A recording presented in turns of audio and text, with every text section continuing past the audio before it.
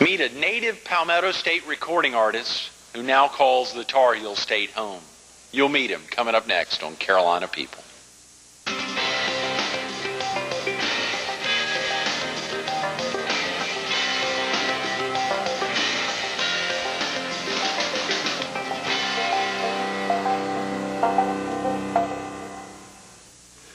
Good morning. Welcome to Carolina People. This morning we're at the Fox 43 studio in Myrtle Beach. We're visiting with somebody who's been recognized as one of the most durable musicians in the world, Maurice Williams. Good morning, Maurice. Good morning, Greg. Thanks so much for being with us today and tomorrow. Your willingness to come back tomorrow to be in here is truly a treat. I know this is a big trip down from Charlotte, and the commitment to get you back in. It was almost a year ago when we were visiting at the Bell South building in Florence. Mm-hmm. Yes, which was wonderful. That was in preparation for a concert you had, I guess, on either New Year's Eve or right before that down in Charleston. Yes, there was a show in Charleston. Which was very special. Yes, it was beautiful. Was that pretty well attended? Yes. Oh, it was packed. It's running over. I guess it's probably tough for you to perform anywhere that's not packed and running over. Usually it's like that. It's usually packed. We've been blessed with that, which is really good, and we're so thankful for it. Mm-hmm. Yes. Mm-hmm. And then I guess it was back around maybe February when we were together at Bradley House Studios in Florence preparing for, maybe it was April, preparing for the Long Bay Symphony's event, the Beach Music Legends. Yes, which was another packed crowd. I think the only time the Long Bay Symphony has had that kind of a turnout was with you and Billy Scott and Bill Pinkney. It was beautiful. That was an amazing performance. That was. It was something for us. And I think they had standing room only. They did. There, as I recall. I think our director showed up and sat in the aisles, literally, because Really? It was so packed. Yeah. Wow. Yeah. Wow. You know, it's hard to really see when you're on stage performing because the lights are, dead in your eyes. But from what I could see, I saw a few people standing up out there. So oh yeah. This is good. Because I very seldom look out because we're concentrating on what we're doing. Right. But that night was just special. You could see because people were standing around. I said, yeah. Oh, baby, this is good. It was a packed It house. was wonderful. That was amazing. What's that like, Maurice, being, knowing you can't meet eyes with everyone in the crowd, but knowing all those folks are just totally fixated on you? I'm sure at some level, is that difficult to perform, knowing you can't be face-to-face with it? I mean, what's that like for someone who's a non-performer? Well, it would be scary if you think about it. But I learned to just look straight ahead and concentrate on performance. And then after a while it becomes just natural. But I never concentrate on the audience, not just teetotal concentrate. Unless they're sitting right in front of me, I may go up and talk. Right. That really takes a lot of the attention off, if that's possible. Mm-hmm. But for an audience like that, I used to just look straight ahead and perform. And then usually, I know if I'm in an audience and somebody's looking straight ahead and performing, you may think they're looking directly at you. Right. When they're not. Like the Mona Lisa, yeah. Yes, right. That type situation. Mm-hmm. And an audience like we had, when the lighting is so beautiful and directly on you, you can't really see the audience anyway, which is really good. Mm-hmm. We were trained that way at an early age at the Apollo Theater. Mm-hmm. When we performed each day the same way, and we could never see the audience because the lights were so bright on us. Right. And once we learned that, one of the first things we learned was you never worry about who's in the audience. You perform. You do your performance. Mm-hmm. And that way, it doesn't. You're not worried. Is there 10 people? Right. Is there one person? If there's one person, I ain't gonna sing. Hey, you learn. You perform anyway, whether the house is packed or whether there's 2 or 3 people. Sure. And that way, you are really on the one. Is there we learned at the Apollo Theater. So, oh, yeah. That was at the Apollo Theater. Yes. At an early age. It was back in 60. You're 60? kidding. Yes, late 60. You had access to the Apollo Theater in the 60s. Yes. You're a pretty young guy then. That's Yeah, it was. That's a big deal when you think about that aspect. And I guess when you're performing for an audience, you have to assume everyone's like the President of the United States. I mean, you're making that big effort for as if everyone's the same. That's exactly right. Right. That is exactly right. This is the way we were trained at that age. And so I came up with it like that. And, sometimes, like club dates, it may be kind of hard to do because I remember once, this was like in maybe early 70s. We played a club down in Alabama where we had 3 people for a whole week. 3 for a whole week? The same 3. No way. The same 3 people. I don't think it was advertised. I don't recall what the deal was. Right. But we had 3 people for a whole week. The same 3 people would come in. And that was hard to do. That was really hard to do. But we made it with the strength of thinking back to the Apollo days. We had to have a meeting every night to go out there and perform. And our manager, Harry Goins, at the time, he would tell us, hey, remember the Apollo date? These same 3 people paid their money to come and see you guys, so you got to do it. So we went out and did it, gave it our best. Now, that was hard, but we did it. And I'm sure for you, I mean, you never know who you're going to be performing in front of. You don't know if that gal, man or woman, could be the cousin of an amazing record producer or have some tie. Even if you make that effort to get out in the crowd after a performance and find some of those things out, you may never find out. They may bump into somebody next month or marry us. I mean, who knows? So you just never know. That's exactly right. So we got through that one, and we did exactly what we were taught to do. We just went out there and performed, man, and it went over, because the manager, he didn't have any squabbles. We talked, my manager says that, well, they probably didn't advertise this thing. So, but it's not our responsibility to worry about advertising. Our responsibility is to perform, and that's exactly what we did. Amazing we pulled that thing off, man. I said, wow. That must have been. I thought was looking, just looking back now on it, that was something. Gosh. That must be.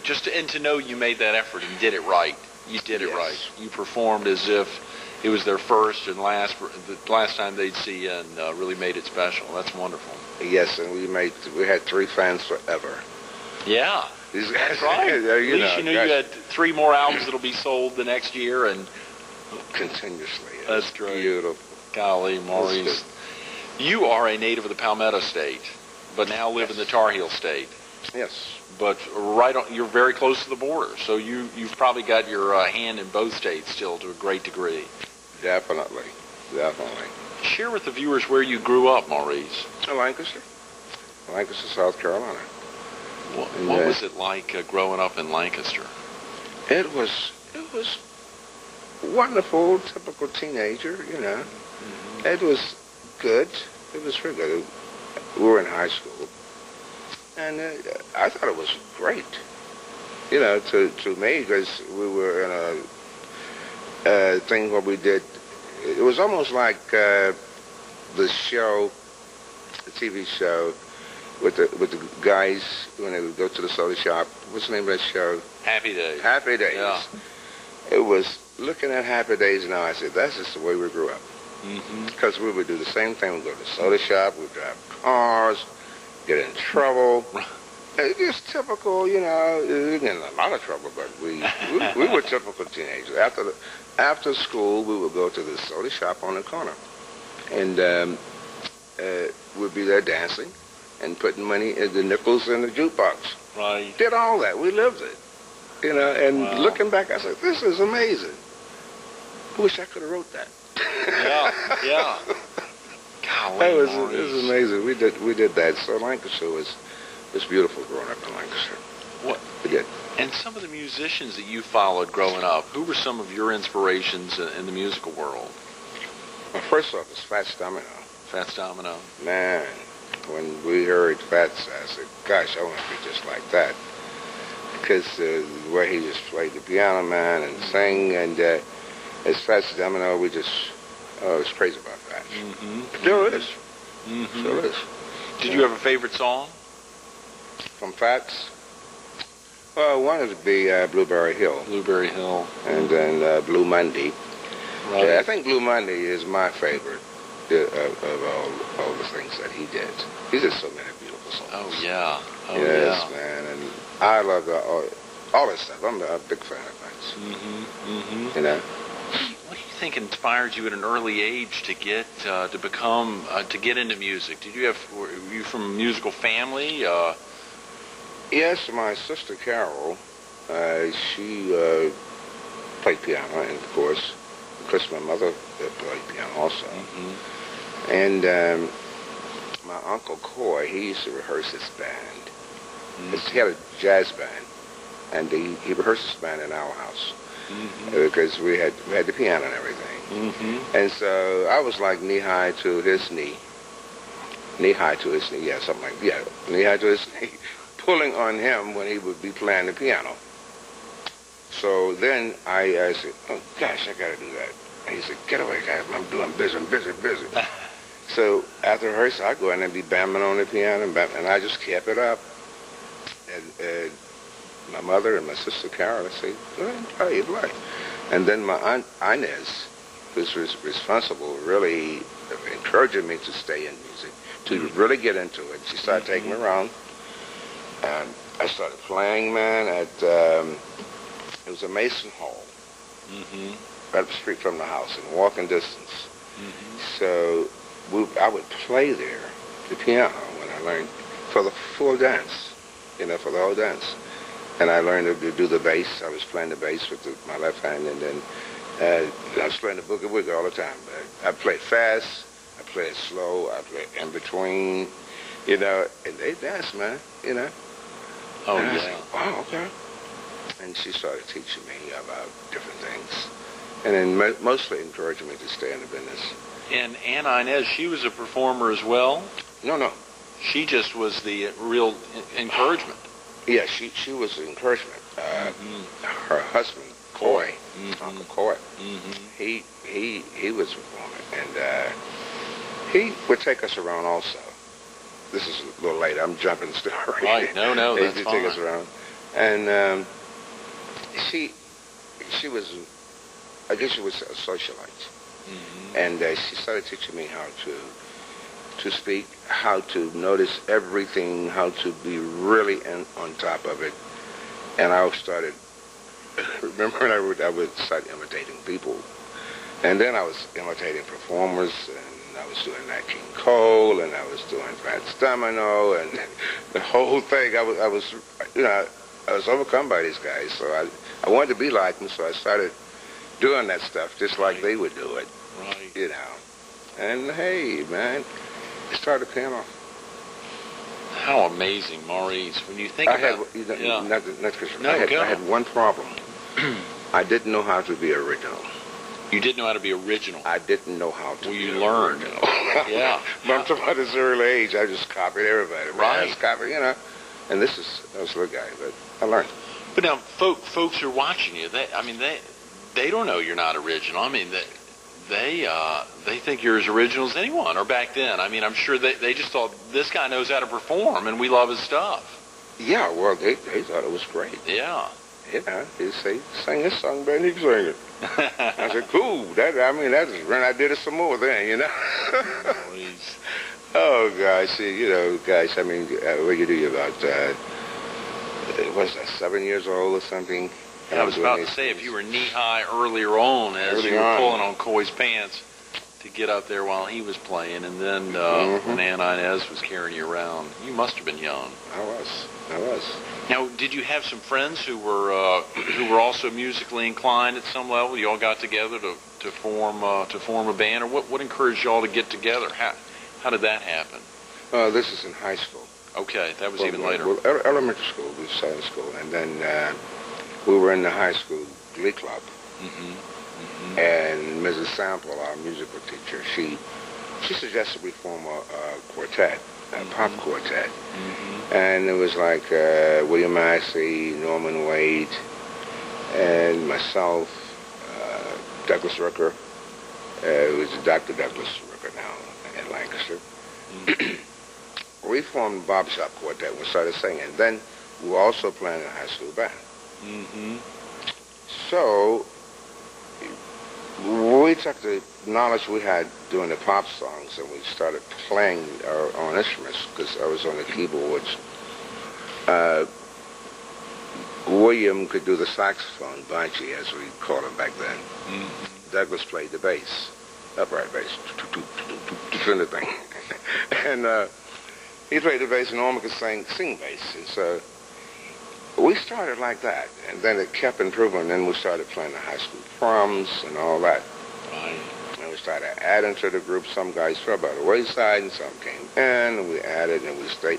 We were playing high school proms, man, and that's why I never attended a high school prom, because I was always playing for the high school prom. Mm-hmm. You know, and it worked out. It was beautiful. Now, of course, on the normal side, for non-performers who were going to proms on a regular basis, was that tough that your friends could go and you just had to be there to perform, or did you feel? I mean, clearly you felt a part of the prom being a performer there. But yeah. You were performing at multiple proms, not only your own high school. Right, right. No, we didn't feel anything. We enjoyed playing. You know, it was just a thing that we enjoyed doing because then all the girls would come up. And that was one of the main factors that, they would come to us and the guys would get hot, I'm sure they did. And we became friends with the guys and the girls, and from there we went on and did talent shows and everything. And hey, it didn't bother us because we were getting into we were doing what we liked to do, what we loved to do. Wasn't getting a dime, but we were doing it, So, hey, it was good. Even now, there are kids, high schoolers are getting together, setting up bands and going out and performing at proms and otherwise. I wonder how they differ from what you guys were doing back then. Maybe not at all, just like you seeing Happy Days now and thinking that was us. Yeah, they enjoy it. I think they just enjoy the playing ability, the performing, and they're perfecting themselves and don't even realize it, as they go along. And that's what we did, It just started getting better and better, and we started adding it. And then we were right into the heart of improving ourselves and becoming better guys performing and everything. Mm-hmm.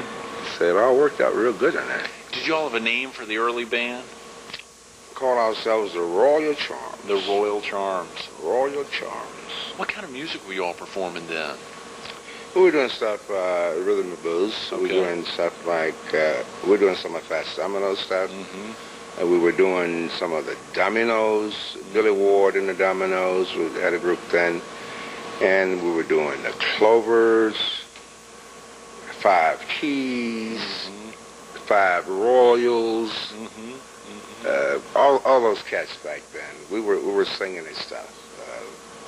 Otis Williams and the Charms. Mm-hmm. We're doing his song "Hearts of Stone." You probably don't remember that. I know you don't. I don't remember it, but made of stone, do the why, but never die, do the why, do the da da da da da da da da da da. I think Patty Page recorded it also later on. Later on. Otis Williams and the Charms. So we were doing that, this stuff, all the Clover stuff. We're doing that at an early age. And never thought I would meet these guys. Yeah. By the way. Excuse me. You mean you never thought that later on you'd meet the actual original performers? Right. Never thought I would meet them, right? And you obviously did. I did. Yeah. Man, I said, wow. It's fantastic. How about, was there anyone, and of course we're jumping a few years and I want to get back to high school and where you all went. But was there anyone later in life or any time in life that you first performed with and were maybe the most nervous or that you yearned to really, the most exciting potential performance, someone else you were really excited about performing with? Johnny Mathis. Johnny Mathis? Johnny Mathis. Oh, my God. First of all, we were crazy about this guy. Oh, yeah. Because coming out of the Glee Club, we were trained singers. And we thought we knew that he sang the correct way. Right. We knew that, and we wanted to have this thing just like it. We were trying to be too perfect, I guess you would call it today. But that's where we were trained then. So finally, when we got to play Apollo, he was on the show. And I keep jumping the gun, but No, that's fine. Yeah. This happened because he was on the show, and he was the head man. He came in from Miami, I'll never forget. And we would open the show. The Zodiacs would open the show. Johnny came in from Miami's special day. Met him, nice guy. He's beautiful. Oh yeah. Great guy. Oh yeah. Still is. Oh yeah. Still is. And he's kept his youth so well. Yes, definitely. We went and he came on. When he came on, he couldn't say anything for about 15 minutes for the applause of the kids. Oh wow. This was when he was so hot, man. Gosh, Murray K, the MC then, had to come out, quiet audience down. Johnny performed, fantastic.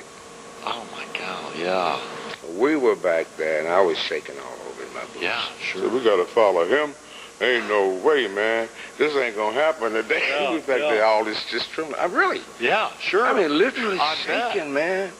I bet. And, I went to Murray K, the MC. I said, Murray, we got to do something. I said, what you going to do? You got to do something for me, man. We got to follow him. He said, Maurice, be cool. Don't worry about it. Just relax. You're going to be okay. I said, okay. So I went back there. After Johnny's performance, which was fantastic, Murray goes on, speak to the audience. He said, now we're going to change the music completely around. We're going back to rock and roll.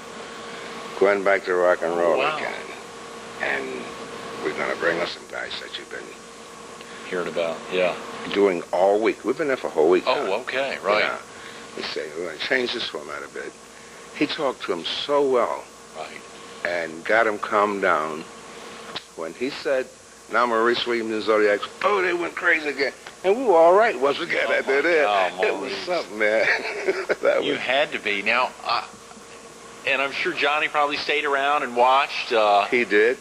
Which was probably even more exciting, just to knowing that. It was. And that's why. Then that goes back to what we were talking 20 minutes ago about every person in the audience was like the president. You can perceive that every person in the audience was like Johnny Mathis. That's exactly the fact right. that he stayed around to watch you entertain must have been amazing. It was amazing and such a thrill to see the audience. And we went over as usual.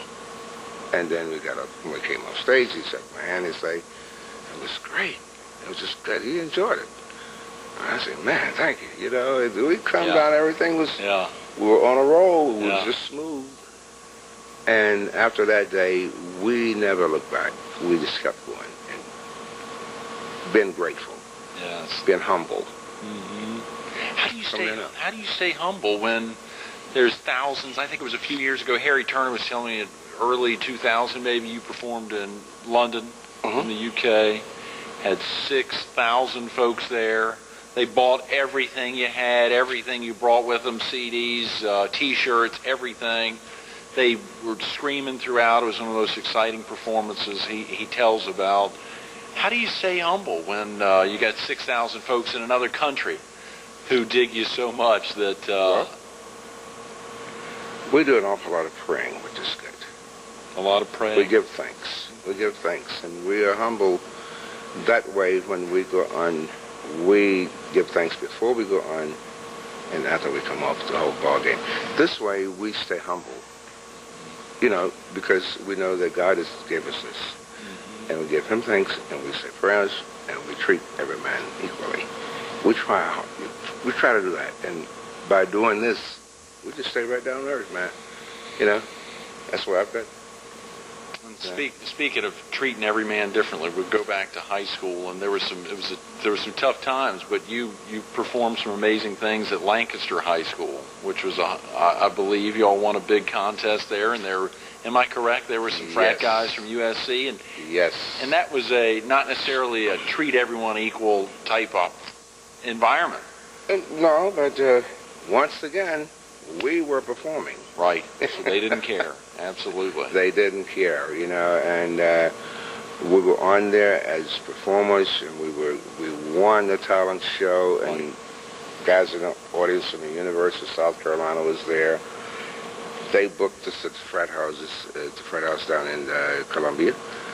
And gosh, from there we started getting paid. That paid the bills. Yeah. Paid the bills, and we just went right ahead on, man. We played that all the time. Every weekend we would play in the University of South Carolina. So I went to college at the University of South Carolina. Okay, yeah. Wow, that's right. But You're down really, there, very definitely. yeah, really, it was just wonderful. And we, from there, the University of Georgia guys were there from Georgia. In Georgia, they were from Texas. And we just kept playing. And then we became known all over on the college circuit. Right. And we stayed like that. Which opened so many. You think of Hootie and the Blowfish now. Yes. They played at my fraternity house. All right. They played at my fraternity house in 1990. Mm-hmm. And Darius Rucker and these guys coming up on the hall to talk to brothers. And you think, this guy is giant. I mean, now. I mean, you think about that, but just knowing 12, 13 years ago, of course, the same USC connection. Exactly. Having had great strength at the University of South Carolina. And then, Maurice, there's so many more questions I want to talk about. I hope you don't mind. We'll take a break, and then for viewers, they can come back tomorrow and be with you. This is very exciting. There's a lot more to Maurice Williams that folks need to hear about. Stay tuned to more Carolina People coming up next.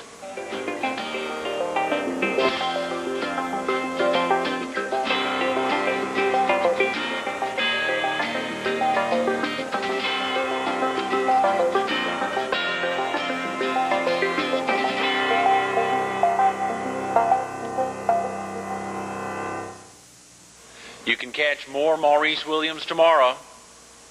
Thanks, Maurice, for making today's Carolina People so special.